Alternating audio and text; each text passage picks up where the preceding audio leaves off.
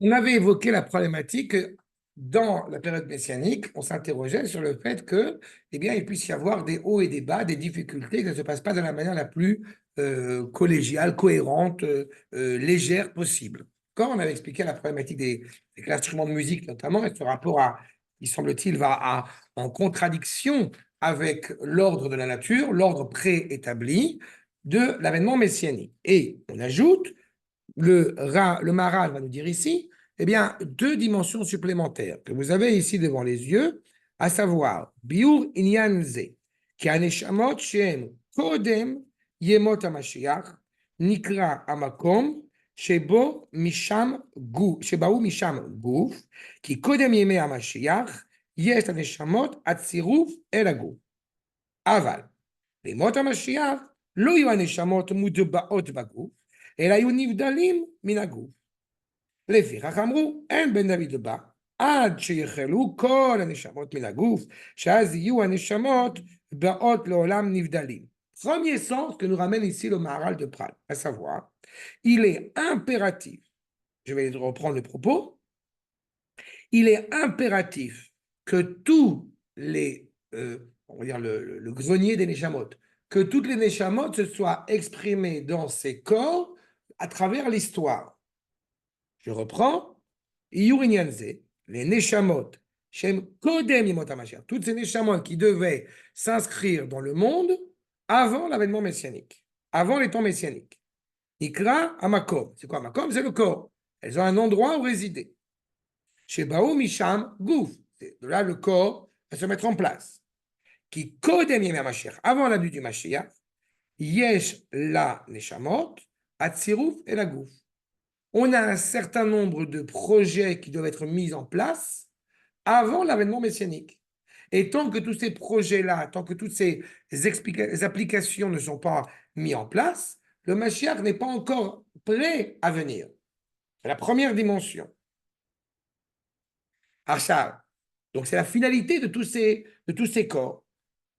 Maintenant, Aval et Motam Mashiach, lo yu aneshamot mutbaot bagouf, aval yu nivdalim minagouf. Mais quand on arrive à la période messianique, on a une dimension qui dépasse clairement l'entendement du corps. Comprenez bien, on ne parle pas de réalité mystique, n'est-ce pas? Parce que ça aussi, ça pourrait nous mener à l'erreur. On parle de la valeur du corps qui prend un autre sens à l'avènement messianique. Par exemple, quand nous parlons de construire une économie pendant 2000 ans, ce qui relève de la matière, eh bien, on aurait tendance à se dire, ça n'a pas de grande utilité. Par exemple, on interroge le RAN concernant l'esthétique, concernant l'écologie. Et la réponse du RAN dit, on n'est pas chez nous, on n'est pas en Eretz Israël, pour l'instant, ce n'est pas un sujet qui nous intéresse. On n'a pas à sanctifier nos beaucoup là-dedans. Mais c'est vrai, tant qu'on n'est pas revenu à la maison. Hein. Ce qui ne veut pas dire qu'on doit être méprisant à l'égard de la création pendant 2000 ans. Mais ça prend une dimension profondément divine, j'ai envie de dire, et importante, quand nous sommes de retour en Eretz Israël. Donc le rapport au corps, le rapport à la matière, va s'avérer différent. Ce qui n'est pas le cas pendant 2000 ans, pendant toute cette période de l'exil. On les fait Ramou, El Ben David. Et donc, celui qui va être descendant de David ne peut pas venir jusqu'à ce que soit arrivé, atteint toutes les Neshamot qui devaient venir, qui devaient arriver. Shaz Neshamot, Baot Olam Nivdalim. À ce moment-là, à l'avènement messianique, ils vont venir d'une autre dimension, d'une autre réalité. Deuxième sens qui nous amène, Ve'od.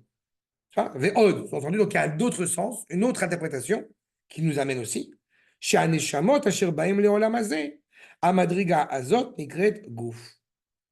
C'est-à-dire qu'en réalité, première dimension, tout ce qui doit arriver avant l'avènement messianique.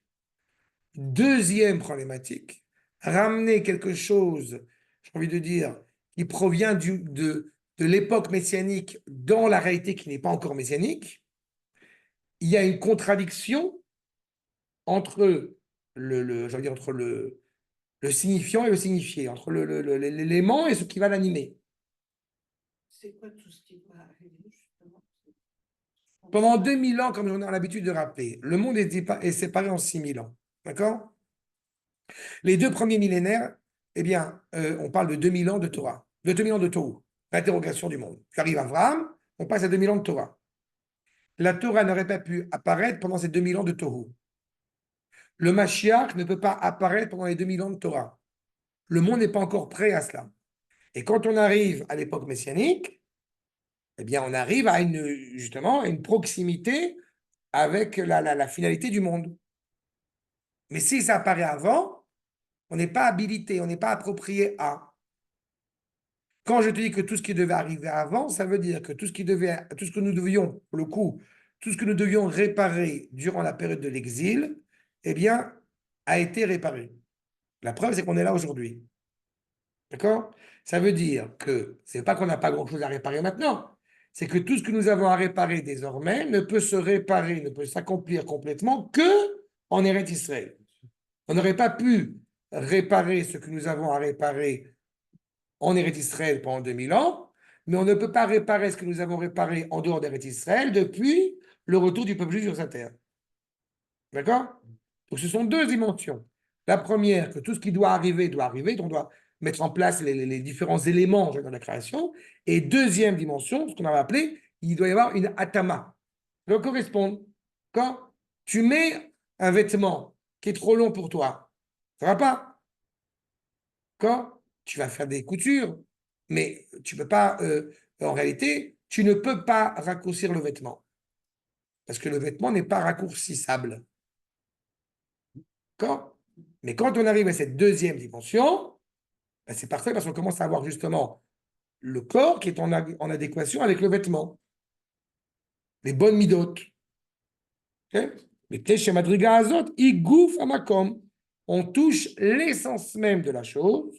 Asher raoui la neshamot, asher hem ba'olam hazeh, belo tosofot, belo chisaron. C'est parfait. Le costume, il tombe, tac, et devant. D'accord? Pas d'ajout, pas de manque. Aval, les mots à Mashiach, il y a vos neshamot, mais au temps messianique, on veut dire des neshamot, mi madriga yoter eliona. Comme ces neshamot vont une dimension supérieure à celle que nous connaissons, alors automatiquement, il doit y avoir une correspondance avec ce à quoi nous faisons référence. Aux yeux de certains, malheureusement, j'ai envie de dire aux yeux de certains malotrus, et ils disent, les religieux sionistes, ils ont inventé une religion. Ce qui est une insulte évidemment considérable, mais en vrai, il y a quelque chose de vrai là-dedans. Sauf qu'ils se sont trompés, on n'a pas inventé une dimension. Sauf que nous sommes en train de rentrer dans une nouvelle dimension. Donc automatiquement, On se synchronise avec, exactement, avec le fait qu'on soit en Israël. exactement. 60 ans, c'est quand même un truc. L'histoire avance. J'espère que je serai comme ça dans 2 ans. Amen. L'histoire avance. Tu vois, le temps est rattaché à cela. Puisque nous vivons dans une réalité où ces neshamot qui sont donc supérieurs ne peuvent pas être en accord avec le monde, je veux dire, plus étriqué, en tout cas plus étroit que ce qu'il devrait être, donc il y a une incompatibilité. Donc première chose, pour qu'on y vienne. Puis après, tac, on passe à la dimension supérieure. Le monde qui vient, le monde qui vient. Maintenant, quand nous comprenons cela, alors, je poursuis. Donc, on comprend que la valeur messianique, elle prend sa forme sous une dimension qui dépasse, puisqu'elle vient d'une réalité nouvelle. Elle vient d'une réalité extérieure à celle consentie, reconnue par le peuple juif. Mais il y a une petite question qui demeure. D'où vient le Mashiach? On avait eu l'occasion dans une Agada à expliquer qu'il se trouve aux portes de Rome. Mais si on réfléchit, une fois n'est pas coutume, à la dynastie du Mashiach, Alors, ben on voit bien que le Mashiach, il vient d'une origine qui n'est pas Israël. Non. Ça va de sens avec ce qu'on est en train d'évoquer maintenant. Parce que si ça vient de l'intérieur, il n'y a aucun renouveau. On rentre dans le Sefer Shemot cette semaine. J'ai eu l'occasion d'évoquer souvent cette problématique-là. Moshe n'a pas grandi au milieu des Hébreux. Il va grandir dans le palais égyptien. Donc il grandit à l'extérieur pour être capable d'amener le salut à l'intérieur du peuple. Et malgré tout, Moshe n'est pas le Mashiach. Et Ah. on sait les dynasties du roi David où elles sont. Bien sûr, c'est là. Oui. Bah, Ben, on le sait, c'est pas- depuis Lot, je t'encourage à aller revoir le cours qu'on a fait sur Lot et ses deux filles. Ça va te refaire des révisions. Et puis, tu as Ruth, bien évidemment. C'est le petit-fils, l'arrière-petit-fils de Ruth. Ça, oui. Donc, déjà. Mais après, T'as Tamar. en dehors d'Israël, il est où? Ah non, non. Ça, on s'en fiche. Moi, je pense. Oui, là, on s'en fiche. Ça, on s'en fiche. On n'a pas l'information. On s'en fiche surtout parce qu'en réalité, c'est pas ça qui est jugé. Non, c'est une petite erreur d'interprétation. Mais on va y revenir de toute façon tout à l'heure, dans 2 secondes, avec ça. Non, mais c'est très bien, mais ça n'a pas de valeur pour nous. Ça n'a pas de valeur parce que je vais te dire dès maintenant. Non, c'est pas ça. Ça n'a pas de valeur par rapport au rôle messianique. Le Mashiach n'est pas Mashiach parce qu'il descend de David. J'ai eu l'occasion de l'évoquer, mais c'est important de l'avoir en tête. D'accord? Le Mashiach, il est Mashiach parce qu'il accomplit ce qu'on attend du fils de David. C'est-à-dire que même quand on ne sait pas l'arbre généalogique de celui qui est à la tête de l'État, à partir du moment où il accomplit les rôles qui lui incombent, il est signe qu'il est le fils de David. D'accord? Ce qui nous importe, c'est pas ça. C'est pas de savoir si effectivement son aïeul est David. Ce qui nous importe, c'est de savoir si lui accomplit ce qu'on attend de lui. D'accord? עכשיו, ומזה תבין הטעם, שהמלך המשיח נולד מאומה אחרת. Il vient donc d'une autre nation. שהרי דוד ממואבית ושלמה מעמונית. David vient d'une fille de Moab et Shlomo d'une fille de Ammon. Chez Kacher, et en réalité, Shlomo ne vient pas d'une fille de Ammon. Il s'est marié avec une fille de Ammon. Quel âge il avait quand il s'est marié? Bon, on va y revenir. שכאשר השם יתברך רוצה להוציא הוויה חדשה, quand הקדוש ברוך הוא veut sortir une nouvelle création, אל זה צריך הרכבה מן הנטייה אחרת, שאינו מן הראשונה. Si on prend les mêmes et on recommence, alors on n'a rien de nouveau. Il nous faut quelque chose qui vienne profondément justement de l'extérieur et qui va pouvoir louer, qui va pouvoir donner force à ce projet. Si ça venait déjà de la première racine, donc il n'y a rien de nouveau. Dans ce cas-là, alors, il faut promouvoir Jésus. Évidemment que non. Mais il faut qu'on essaie de comprendre pourquoi non. Pourquoi ça vient? Puisqu'on dit à l'instant, ça va venir de l'extérieur. Donc pourquoi on ne va pas prôner un Messie qui viendrait justement d'autres nations qu'Israël? לפיכך, כאשר השם יתברך רצה להביא זרע המשיח לעולם, היה צריך לעשות הרכבה ונטייה חדשה. Quand הקדוש ברוך הוא va amener le Mashiach, eh bien, il va, j'ai envie de dire, planter une nouvelle réalité qui va se greffer à Israël. Je réponds dès maintenant pourquoi justement ça ne peut pas être une réalité extérieure à l'âme Israël. Ce n'est pas Ruth, le Mashiach. Ce n'est pas Lot, le Mashiach. C'est les descendants de Lot. Ce n'est pas les ancêtres de Rabbi Akiva qu'on loue. C'est Rabbi Akiva. C'est-à-dire qu'extérieurement, il va se rattacher à Israël, mais ce qu'il représente est entièrement Israël. C'est qu'à partir du moment où quelqu'un viendrait de l'extérieur, mais pour le coup, qui a des descendants qui sont profondément animés par l'identité d'Israël, à ce titre-là, eh bien, il est louable, il est judicieux. D'accord? Aïnou de Amrina, le Perek Abba Yebamot, comme il est dit dans le traité de Yebamot, Venivrechu Becha Kol Mishpachot Adama. On dit ça au propos d'Abraham Avinu. Tu deviens la source de la bénédiction grâce aux familles de la terre qui vont se rattacher à toi. Mais la source, ce Nivrechu Becha, il a plusieurs dimensions. Amar Akadosh Baruch Hu le Avraham, Shtei berechot. Et dans la Gemara, c'est quoi nivrechu? Donc deux, parce que c'est un pluriel. Quels sont les deux brechot? C'est Ruth et Naama.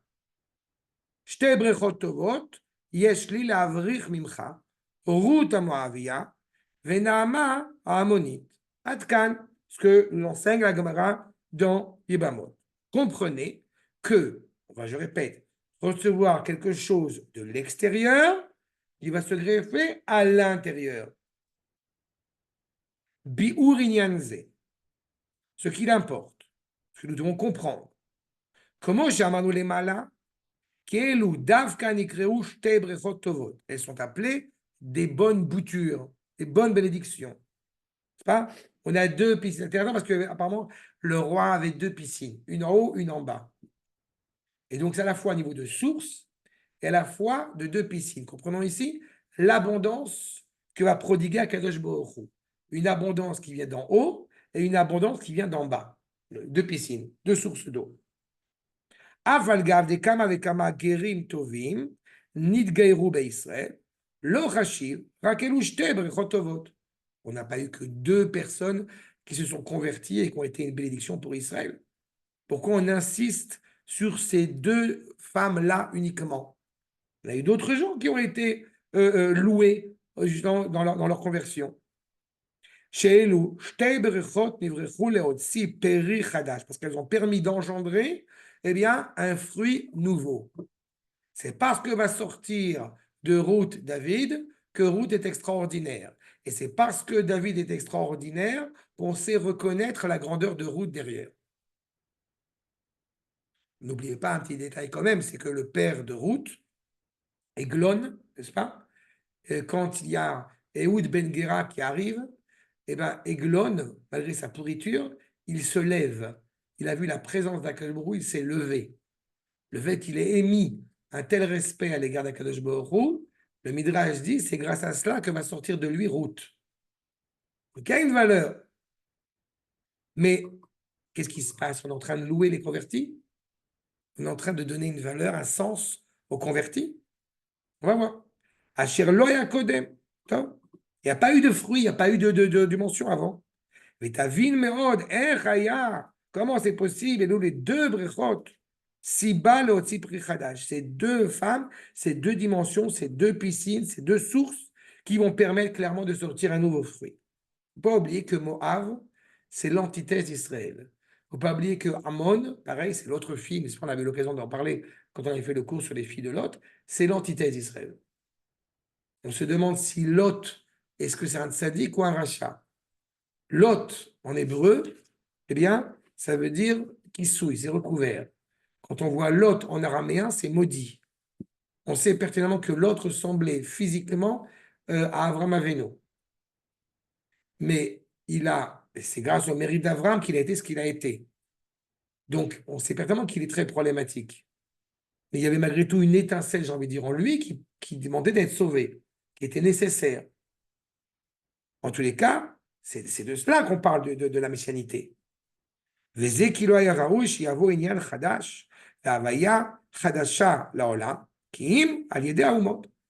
pouvait pas dire quelque chose de nouveau en Israël si ce n'est en provenance des nations. Est-ce que nous sommes en train de louer les goïms? C'est pas possible. On est raciste quand même. Excusez-moi. Il y a dans Oroth Israël, Ken, dans Oroth Israël, chapitre 5, deuxième paragraphe, que je vous soumets, c'est le Rav Kook. Otsar Sgulat Olamim, Israël ou Ganouz. Il y a un trésor extraordinaire en Israël. Et il se trouve que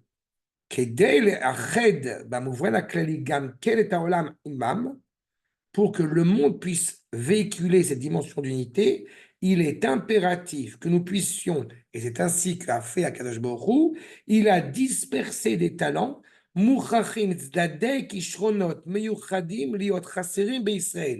est impératif qu'il y ait des talents qui manquent à Israël afin qu'ils puissent être complétés כדי שיושלמו על ידי העולם וכל נדיבי עמים, qui puisse être complété donc par le monde grâce aux Nedivé Amim. Qui c'est Nedivé Amim? C'est les convertis. Pourquoi sont-ils appelés Nedivé Amim? Parce qu'ils se portent volontaires pour annuler leur identité au profit de l'identité d'Israël. Quelle va être la grandeur de Yitro? C'est quand il donne les conseils à Moshe Rabbeinu. Dans le Sefer Devarim, on reprend les conseils de Yitro sans évoquer que ça vient de Yitro. Ça vient directement d'Akadosh Baruch Hu. Et cela lui donne justement une valeur extraordinaire parce que son seul objectif, c'est le projet divin. C'est l'unité d'Akadosh Baruch Hu. En fait, c'est par bienveillance à l'égard du monde que Akadosh Baruch Hu n'a pas donné tous les talents à Israël pour permettre au monde de se rattacher dignement à Israël. C'est clair? Mais c'est le seul sens. C'est-à-dire que s'ils font ça, ça leur donne une légitimité d'existence. Et c'est à nous de la promouvoir aussi. De leur dire, arrêtez. T'as raison. Non, mais j'ai pas dans ce sens-là. J'ai pas dans ce sens-là. Oui, mais j'ai pas dans ce sens-là. Je dis pour... Non, j'ai pas dans ce sens-là. Justement, il y a un talent, tu as très bien dit, c'est-à-dire, on sait malheureusement que la moralité d'un groupe de musique n'est pas forcément à la hauteur de ce qu'il devrait être. Donc, il y a un talent qui devrait être utilisé pour justement accroître le bien, la dimension morale, la dimension juste dans le monde. Et en ce qui concerne le sens de l'histoire, c'est exactement cela. Nedivé Amim. C'est qu'on vient pour apporter clairement cette nouvelle dimension, si je puis dire, à Israël, encore une fois, et quand je dis à Israël, à la sanctification de son nom. Chez l'Otimsa, je reprends mon propos, pourquoi justement Ammon et Moab, comme étant les deux Brichot Tovot, parce que comme je dis, c'est les deux antithèses d'Israël. Im al yedei haumot, vekol asher yoter rachok mi'Israël, plus c'est loin d'Israël, raoui sheyeh mimenu havaya chadasha. Comme ça vient de très loin, donc ça permet d'avoir réellement une nouvelle réalité. Velechach havaya chadasha bamin Ammon ve Moab. C'est pour ça que ça vient justement de Ammon et de Moab. Chez l'Otimsa shum uma yoter rechoka, tu ne trouveras pas de nation plus éloignée d'Israël que Ammon et Moab. Chez Nitztavu alehem lo yavo bekal laolam, puisque les enfants de Ammon et les enfants de Moab, même convertis, ne peuvent pas rentrer dans le peuple juif. Donc c'est les plus éloignés qui soient. Et vous remarquerez là encore que ça a beau être les plus éloignés, c'est les plus près géographiquement parlant. Et l'Égypte, entre parenthèses, la mère de tous les exils, elle est à côté, elle est à nos portes. Et pourtant, c'était l'antithèse d'Israël. Ce n'est pas une question de distance géographique, c'est une question de distance, encore une fois, identitaire, morale qui est évoquée. C'est pour ça que c'est dans le creuset égyptien, entre parenthèses, que la nation hébraïque va se constituer. Ou Me'em Raoui, chez Nolad, et c'est de eux qu'il est envisageable, il est souhaitable que naisse le Mashiach. Chez Havaya Chadasha. Parce que l'avènement messianique est quelque chose, encore une fois, de nouveau et qui doit faire avancer le monde vers une nouvelle dimension. Paradoxalement, on n'est pas en danger avec des gens si contradictoires ou extrêmement opposés à tout ce qu'on est autour de nous. Quand on est comme le homard qui est dans l'eau tienne, c'est ça, exactement. Tout à fait. Et je peux voyager. Tout à fait. Ce sont deux attaques différentes. Ouais, mais c'est paradoxal, c'est super intéressant. Je vais m'arrêter là, mais parce que je ne veux pas alourdir, mais j'ai un point à ajouter. C'est un terme que j'aime souvent rappeler. Je sais que nos frères ashkénazes ont l'habitude de faire une bénédiction sur chacun des vers du Seder de Pessah. Et que nous, on fait la bracha uniquement sur le premier et le troisième. Et la raison en est, comme rappelle le Maharal, que tu as deux attaques sur Israël. C'est pour ça que je dis que Davka a aussi une implication intéressante. Il y a une attaque physique et une attaque spirituelle. Les deux premiers royaumes, la Babylonie et la Perse, ont été une attaque essentiellement physique. Les deux royaumes suivants, la Grèce et Édom, l'Occident, ont été des attaques essentiellement spirituelles. Oui. Hein? Donc en réalité, eh bien, on fait une bénédiction sur le premier vers et le troisième vers, hein, en relation à ces deux formes d'attaque. Les frères d'Ashkenaz vont dire, c'est pas grave.